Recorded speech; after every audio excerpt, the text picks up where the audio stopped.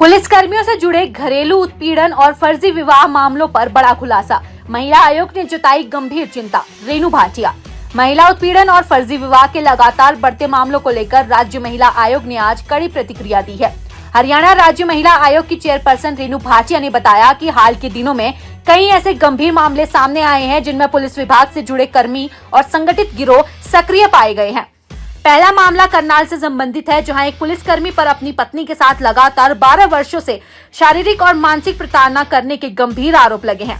पत्नी की ओर से बार बार शिकायत किए जाने के बावजूद आरोपी पुलिसकर्मी न केवल मारपीट करता रहा बल्कि कई बार मारपीट की वीडियो रिकॉर्डिंग कर उसे धमकी के रूप में उपयोग करता रहा। आयोग ने कहा, अगर कोई पुलिस में कार्यरत है तो इसका अर्थ ये नहीं है कि उसे अपनी पत्नी को प्रताड़ित करने की आजादी मिल जाती है। ये बेहद चिंताजनक है कि ऐसे मामलों में अधिकारी अक्सर एक दूसरे को बचाने की कोशिश करते हैं।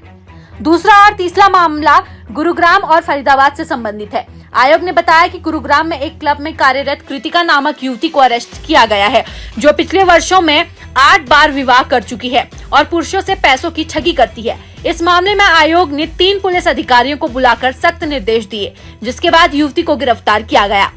इसी प्रकार गुरुग्राम में ही प्रियंका मेहता नामक महिला का मामला सामने आया है, जो पिछले 26 वर्षों से फर्जी रिश्ते और ब्लैकमेलिंग के माध्यम से पुरुषों से पैसे ऐंठने का कार्य कर रही है। आयोग के पास उपलब्ध ऑडियो रिकॉर्डिंग्स के अनुसार वह कई पुरुषों से लाखों रुपए वसूल चुकी है। इस मामले में शिकायतकर्ता ने बताया कि वह लंबे समय से इस जाल में फंसा हुआ था और आयोग से सहायता लेने के बाद ही उसे राहत मिली। आयोग ने इस प्रकरण में मुख्यमंत्री एवं डीजीपी हरियाणा से तत्काल हस्तक्षेप की मांग की है। अध्यक्षा ने कहा, इस तरह के मामलों पर पुलिस की प्रतिक्रिया बेहद धीमी है। 3 दिन बीतने के बाद भी एफआईआर दर्ज होने के बावजूद कार्रवाई नहीं हुई। क्या किसी परिवार को तब तक इंतजार करना चाहिए जब तक पीड़ित परिवार की 76 वर्षीय बुजुर्ग मां कोई चरम कदम उठा ले। आयोग ने चेतावनी दी कि यदि इन मामलों में शीघ्र कार्रवाई नहीं की गई तो महिला आयोग स्वतः संज्ञान लेकर सख्त कदम उठाएगा।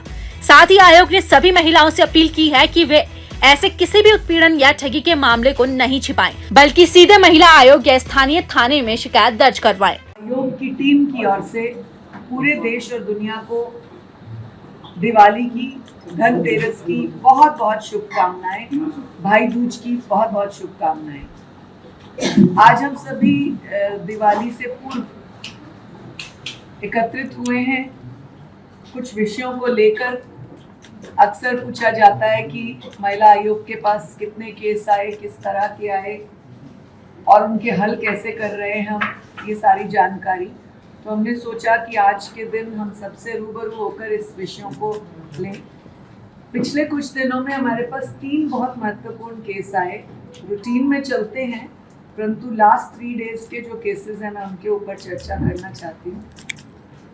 हमारे पास एक एनआरआई केस आया जिसमें सभी लोग किसी न किसी महकमे से जुड़े हुए लोग हैं, ससुराल वाले, मायके वाले, परंतु बावजूद उसके अपने लड़के को बाहर भेज देना, क्वालिफाइड लड़की को मेंटल टॉर्चर करना, सरकारी महकमों में काम करने वाली लड़कियों को टॉर्चर करना, इन चीज़ों को बहुत ज़्यादा देखा जा रहा है। इस विषय पर मैं ऊपर भी चर्चा करने वाली हूँ कि कम से कम जो बेटियाँ हमारे बीच में काम करती हैं उनके भलाई के लिए, उनको बेनिफिट देने के लिए, उनका सहयोग देने के लिए हम लोग थोड़ा कदम और मजबूत करें, कड़ा करें और आगे बढ़ाएं। हमारे बीच में एक बेटी बैठी है जिसका स्वयं का पति पुलिस में एसआई है और अपनी पत्नी को 12 वर्ष से लगातार मारपीट, प्रताड़ना,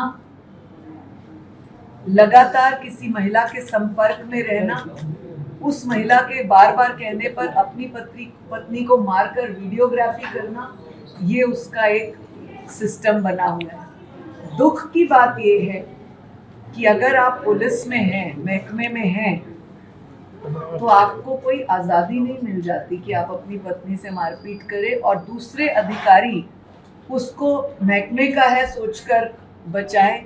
ये मुझे लगता है कि उस महिला के साथ, उस पत्नी के साथ ज्यादती है। इस विषय को हमने बहुत गंभीरता से लिया हुआ है। इन दिनों में इसी तरह के विषय चले तो हमारा मानना है कि उस पत्नी को न्याय मिले। तीसरा जो बहुत दुख देने वाला हमारे पास केस आया है, वो आया है गुरुग्राम और करनाल से संबंधित।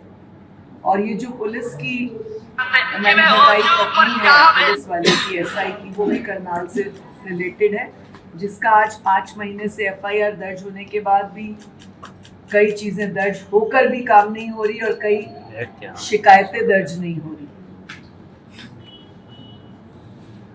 जो सबसे दुखद मैं केस आपको बताना चाह रही हूँ जो आजकल चल रहे हैं, एक में हमने अरेस्ट किया कृतिका नाम की लड़की को, जो कि एक बार डांसर थी एम्पायर क्लब गुरुग्राम में, और जिसने 8 विवाह किए हुए थे।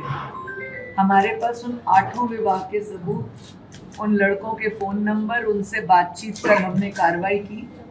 पुलिस के 3 अधिकारियों को फरीदाबाद के मेरे गृह कार्यालय में बुलाकर उनको निर्देश दिए कि इनको अरेस्ट किया जाना चाहिए, और मैंने कल उसकी जानकारी ली। वो तीनों अरेस्टेड हैं। फिर से एक केस गुरुग्राम का आया। मुझे लगता है गुरुग्राम इन चीज़ों का जो है ना एक हब बनता जा रहा है इस तरह के केसेस का। एक अन्य लड़की जिसका नाम प्रियंका मेहता है, वो अपनी मम्मी के साथ पिछले 26 साल से हनी ट्रैपिंग कर रही है। 5 लोगों के नाम हमारे सामने आए हैं जिन्होंने अपने अपने टाइम में उनसे पीछा छुड़ाने के लिए 10 लाख, 15 लाख, 20 लाख इस तरह की राशियां भी दी हैं, मतलब जितनी भी राशियां दी हैं। और एक लड़का जो अभी ट्रैप्ड था, वो हमारे संपर्क में पिछले 3-4 महीने पहले आया कि मेरी इस तरह से मदद की जाए। शायद उसने ये वाला केस देखा था, पहले वाला, यूट्यूब पर, और हमने उसको संपर्क करके उसको जैसे जैसे हम बताते गए, हमें जो जो सबूत चाहिए होते हैं वो हम उससे करवाते गए कि हमें सबूत मिलते रहे। मोर देन 50 वॉइस कॉलिंग हमारे पास हैं जिसमें वो लड़की अन्य लड़कों से पैसे मांग रही है, और 26 साल से एक पर्टिकुलर व्यक्ति के साथ। अब जब हमने सम्मन करके सबको तलब किया तो हमारे ऑफ द रिकॉर्ड हमारे पास मैसेजेस आ रहे हैं कि इसका नाम ना दो, उसका नाम ना दो, ये ना दो। और सब में मुझे दुख के साथ कहना पड़ रहा है, हम वकीलों पर बहुत विश्वास कर लेते हैं और वकीलों को हम सहयोग के लिए जोड़ना चाहते हैं अपने साथ, परंतु 3 वकीलों के नाम ऐसे आए, एक को हमने पहले पकड़वाया, 2 के अब फिर से नाम आया इस केस में, जो मीडिएटर बन के SHO और IO जो इन केसेस से रिलेटेड होते हैं उनके बिहाफ पर पैसे मांगते हैं। ये हमारे पास ऑडियो रिकॉर्डिंग्स हैं और मैं आपको सुनाना चाहती हूँ ताकि कोई इस तरह के मामलों में अप्रोच ना करे। एक लड़की जो 7-8 लोगों को इस तरह से कई वर्षों से बरगला रही थी, ये लड़का जिसके माध्यम से हमारे पास केस आया, हमने उसे प्रोटेक्ट किया है, परंतु फोर्सेबली उसको सगाई करनी पड़ी, रोका जिसे हम कहते हैं, लेकिन हमने उस रोके का भी सबूत बनाया। और मैं आप लोगों के माध्यम से माननीय मुख्यमंत्री जी से आदेश लेते हुए ये निवेदन करूंगी पुलिस महकमे को कि इस तरह के केसेस को तुरंत लें। 3 दिन से हम इस केस पर लगातार हैं। करनाल के SP पुनिया जी के साथ संपर्क में हैं, उनकी SHO गीता के साथ संपर्क में है। हमने कल बुलाया, 5 दिन पूर्व बुलाया, सम्मन किया, हाजिर नहीं हुए, कल बुलाया, हाजिर नहीं हुए। हमने पुनिया जी को तुरंत प्रभाव से FIR दर्ज करने के आदेश दिए, उन्होंने FIR दर्ज की, परंतु अभी तक अरेस्ट नहीं किया। लड़की के 2 पासपोर्ट हैं, ऑस्ट्रेलिया का वीज़ा है, यदि वो लड़की भाग जाती है फिर पैसे लेके। और लेटेस्ट हमने 3 दिन पूर्व जानबूझकर इस लड़के को कह के 5000 ट्रांसफर करे, एक सबूत बनाने के लिए कि वो अभी भी पैसे लेती है या मना करती है, और उसने लिए, ये ऑनलाइन पेमेंट करी। मुझे पुलिस से कई बार इन बातों पर थोड़ा नाराजगी रहती है कि इस तरह के सेंसिटिव मामलों को तुरंत प्रभाव से हमें रिएक्ट करना चाहिए उन पर और कार्रवाई करना चाहिए। आज तीसरा दिन है, एफआईआर दर्ज है।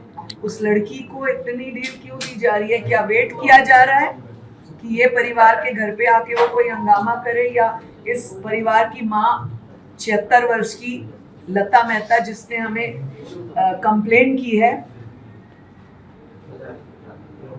मेहता, क्या वो मृत्यु कोई अपने आप को दे दे तब क्या करेगी पुलिस कार्रवाई? हमको इस बात पे हमेशा रोष रहता है। ये जो मैंने करनाल का पुलिस की अपनी बहन का केस बताया, वो करनाल का था, वो हमारे बीच में मौजूद है, परंतु मैं चाहूंगी आप केवल उसका चित्र, उसका मुंह ढक के लें, ताकि अभी जब तक हम कार्रवाई कर रहे हैं कोई बात सामने ना आए। ये मुख्य रूप से 3 केसेस थे। इस समय हमारे पास मोर देन 30-35 NRI केसेस हैं, जिनमें वो दूसरे तरीके से जाकर विदेश भाग जाते हैं, जिसके ऊपर पीछे